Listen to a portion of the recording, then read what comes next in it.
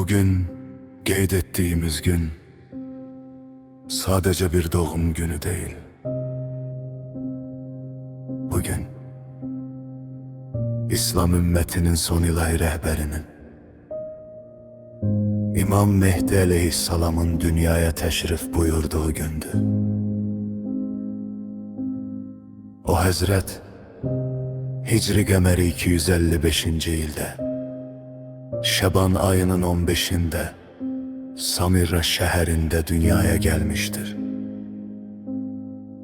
Atası 11. İmam Həsən el-Əskəri aleyhisselamdır. Anası ise paklıq ve imanla tanınan Nərcis Hatundur. İmam Mehdi aleyhisselam hələ uşaqlıq çağlarında ikən imamət məqamına seçilmişdir. Bu, bizə göstərir ki, imamət yaşla ölçülmür. İmamət, Allah'ın seçimi ilə müəyyən olunur. Atasının şəhadətindən sonra zamanın zalimleri onu aradan götürme istediler. Lakin Allah öz son hüccetini korumak için onu qeybə çekti. Evvel kiçik qeyb dövrü başladı. Bu dövrdə imam xüsusi naibləri vasitəsilə müminlərlə əlaqədə oldu. Sonra ise böyük qeyb dövrü başladı. Bu qeyb imamın olmaması demek değil. Bu qeyb bizim için bir imtihandır. Görək, biz onu görmeden itaat edebileceğimi. Görək, adalet için hazır olabilecek mi?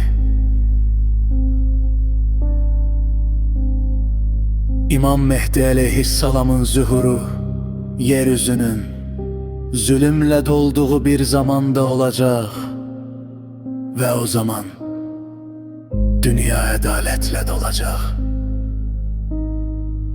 Bugün bizim vazifemiz zuhurun vaktini soruşmak değil. Bizim vazifemiz özümüzü zuhura hazırlamaktır. Əxlaqımızla, əməlimizlə, ədalətə olan bağlılığımızla Allah'tan isteyirik ki bizi imam zamanın həqiqi intizar edenlerinden qərar versin ve o Həzretin zuhurunu tezleştirenlerden etsin. Esselamu aleyke beqiyetellahi filan. Esselamu aleyke hüccetellahi ala halqi. Esselamu aleyke ya sahibes zaman. Esselamu aleyke ya İmam el-esir ve zaman.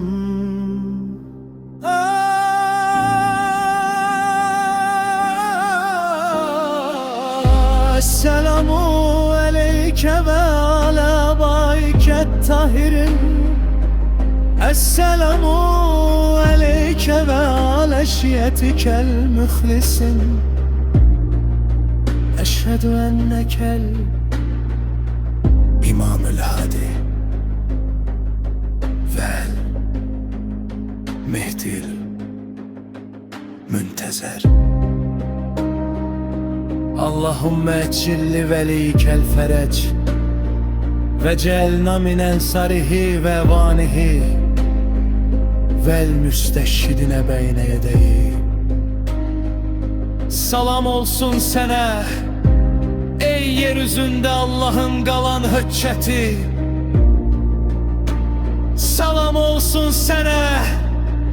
Ey zamanın imamı, ey sahibə zaman, salam olsun sənə və pak atalarına. Şəhadət verirəm ki, sən hidayət edən imamsan və gözlənilən mehdəsən. Allah'ım, sənin vəlinin zühurunu tezləşdir.